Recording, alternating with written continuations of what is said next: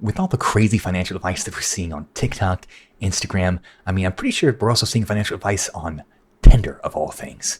With all that aside, I am here to give you hope today because I found some proof that financial literacy is not dead. In fact, we have got a bunch of financially successful women. So shout out to all my girls out there. If that's you, put a heart emoji down in the comments and I will respond. We love you guys. So let's get right into it. And while I have done a lot of things right, I have gotten a lot of things wrong too. These are my 3 biggest financial mistakes. And if you're an aspiring rich girl, exactly what I'd recommend you to do to avoid making the same mistakes. Number 1, getting my master's degree. I am not saying all advanced degrees are trash, but to me, mine was not worth it. The program I did was not challenging at all. I didn't learn anything I didn't already know from working the 8 years prior. And I spent over $60,000 doing it. There is a concept called opportunity cost, which is basically what you would be giving up if you choose one thing over another. For anyone who is considering going back to school, I would highly recommend evaluating the opportunity cost of any potential lost income, or if you were to take the total cost of attendance and invested that money instead, what could that end up being for you? Number 2, buying the home I live in now. I purchased a second home and turned my first into a rental. Buying any sort of real estate is such a huge commitment, and this one turned into a nightmare. Many of you saw a recent video where I talked about how I spent over $65,000 of my own money repairing a property that I bought just last year and couldn't live in for 5 months. This is another opportunity cost lesson. If I had just taken all that money that I spent on this house and invested it into the market, I could have been a lot closer to my Coastfire number of 1.3 million. In my opinion, money just performs more passively and more predictably in the market, and it's way more liquid. I am probably selling this house and investing the proceeds and moving back into my more modest rental later this year. And finally, not maxing out my Roth IRA contributions. I am absolutely kicking myself because I'm only more recently connecting that since I want to retire before the age of 60, I need a bridge of income that can get me between my planned retirement age and the age when I can access my 401k penalty free and Social Security. So let's actually break that down. So we got some of the most important possible topics that we could cover. We've got homes, which obviously aren't a smart choice for everyone, depending on your particular financial situation. We have got IRAs, which retirement, Roth is always going to be a very, very smart move. If that you think your income is going to be higher at retirement than it is right now, because you're paying the taxes up front with a Roth, you're not paying taxes later. So if your income's higher later, you're not getting more lost money at the end of the day. And degrees. I personally had a engineering degree that I pursued at a private college in Florida, and it's not necessarily that I regret it, but I do regret it in the sense that I could have gotten it cheaper elsewhere. And the opportunity cost of an engineering degree is typically considered to be much greater because I have a potential to make more income because it's a STEM degree, right? But we got to keep in mind, do we really need a private institution to do that? Did I need it? No. Could I afford to pay for it in cash? No. So if you have the money saved either from yourself or from your parents, if you're very, very lucky, then I would say yes, go for a private education in a STEM field. That would be a great, great choice. But if you don't, you need to analyze the opportunity cost, like she said, and you need to figure out if that college degree, if it's engineering, if it's underwater basket weaving, which we hope not, right, is going to be worth it at the end of the day for you. Here are 5 things that I don't do with my money coming from someone with a 7-figure net worth. Number 1 is that I do not forget to return things, and I am absolutely ruthless about the things I choose to keep. I've talked about my consumption rules extensively and how I don't buy random stuff anymore, but something that is so important is to make sure you're returning things that you don't absolutely love. I don't care how inconvenient it is. I don't care if it costs me $5 to ship it back. If I don't absolutely love it, it's going back because I want my money back. There is no point in keeping something that you're not going to use or you're not going to wear. And if it costs me a little bit of inconvenience or a couple of dollars, not only to get that item out of my space, but also to get my money back, then I'm going to do it.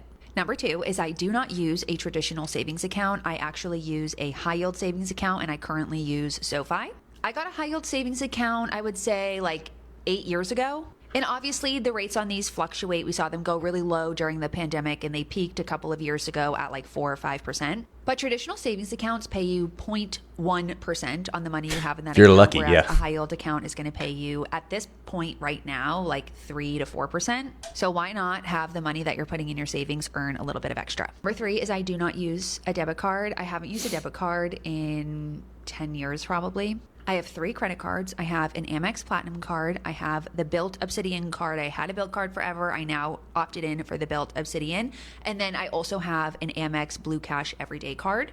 And I put 100% of my expenses on one of those 3 cards, depending on the category of spend. 4 is I don't shop sales. And when I say this, I don't mean that I won't buy something that I know I already use and love if it's on sale.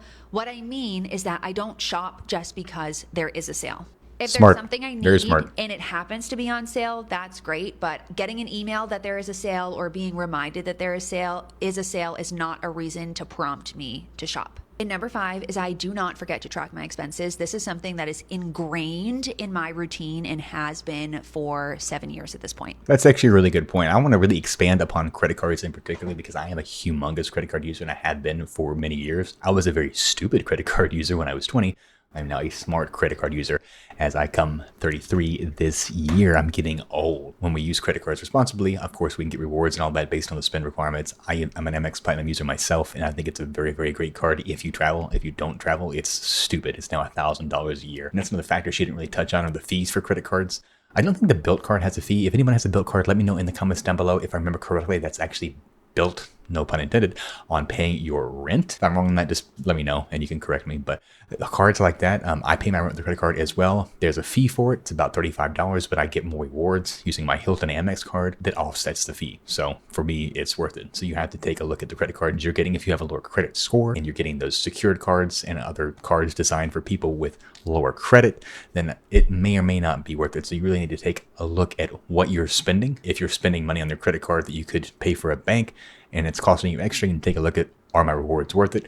Again, if it's a lower income card, it's probably not going to be worth it at the end of the day, but just do your own research and do what is best for you. You're actually serious about becoming more financially literate in 2026, stop doing these 3 simple things and I promise you will be ahead of everyone else. Like, I literally made thousands in 2025 by avoiding these. Starting off strong, number 1, using a debit card. Like, technically, if you want to get the most out of the money that you're spending, you should be putting almost all of your purchases on a credit card. And before you come if you're paying it off, credit cards are bad, you shouldn't use them. Like, credit cards are only bad if you misuse them, but if you treat it like it's a debit card, only spend money that you actually have, pay it off in full every single month, like, credit cards are only going to be good and they're going to give you a shit ton of free points. That's how I'm able to fly free multiple times a year. Like, it's free money that I would have not gotten if I spent the same money on a debit card. And number 2, waiting to invest. Like, so many people think that you have to be rich to start investing when it's not so much about how much you invest, it's more so about when you start investing. So start as soon as humanly possible. Like, even if it's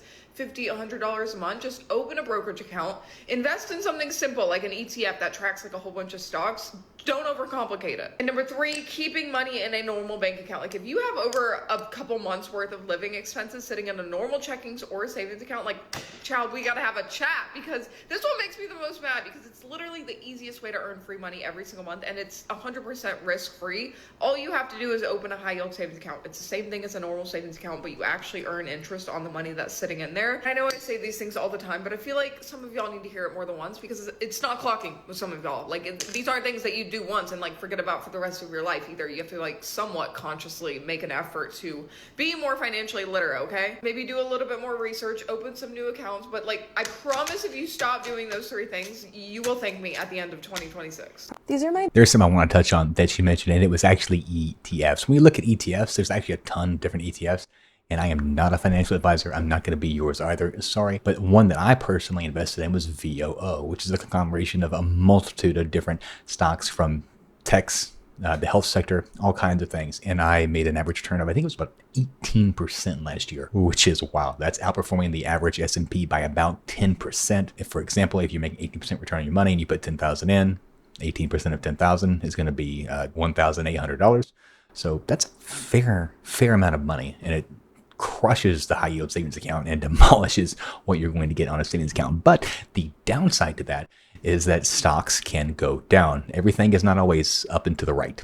So sometimes we lose money. That's why you need to go to a financial advisor, and don't listen to this idiot here on YouTube. Biggest financial flops in my early 20s. The first one is listening to friends and family financial advice. I listened to a friend who told me to buy a certain stock at a certain time, and as no surprise to anyone, that stock proceeded to lose 50% of its value. That taught me the invaluable lesson of not listening to your friends and family for financial advice. My second biggest financial flop was using my debit card for everything. I used to hate credit cards. I was taught that credit cards are bad, debt is bad, bad. It's only bad if you can't pay off your cards in full every single month, which is what I do. And now that I do that, I get rewards from my credit cards, I get insurances. It's just so much better than using a debit card. The next financial flop that I experienced in my early 20s was keeping all of my money in a savings account. I don't regret anything more than keeping tens of thousands of dollars in a normal savings account, because I have family that was trying to teach me that the stock market is basically a casino. But if you're like me and you're buying ETFs and not individual stocks, then it's definitely not a casino. And my last biggest financial flop was not tracking my money. I had no idea what I was spending on shopping or on food, and once I actually tracked my money,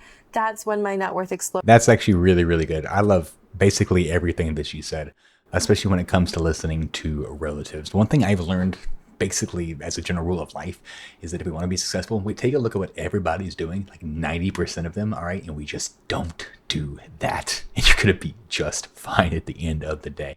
But for those of you that might have financially successful relatives, obviously listen to them. If you've got a relative that works in a bank and he's got a net worth of $5 million, you might want to listen to what he says. But again, that's using our own judgment. We need to be able to show our receipts before I think that we give advice, especially to family, right? Because that sucks and it creates tension. I've seen this in my own life where there's so many friends that I have that just have a lot of tension with their family members because something went wrong financially. Either they loaned them money or maybe they gave them some advice that didn't work out. Like this girl said, it's just, you got to be very careful when talking to your family about finances, loaning money, that kind of thing. My parents taught me about money that schools didn't. Schools teach you how to earn money, but very few people teach you how to multiply it, and that difference is everything. First is that you don't build real money on salary alone. If your only income is tied to your time, then your growth is capped at 24 hours a day. I try to keep 5 income streams at all times, whether that be exposure to broad market ETFs, equity, real estate. Some people have a side business. Next, the younger you are, the more risk you can take. In your 20s and 30s, that means heavily allocating your money into equities rather than overloading on bonds. With decades ahead of you, volatility is uncomfortable but not catastrophic. Lastly, any cash sitting in your bank is losing value. Inflation averages about 3% long term, so that means your money halves in value every 20 years if it just sits there. I love that, especially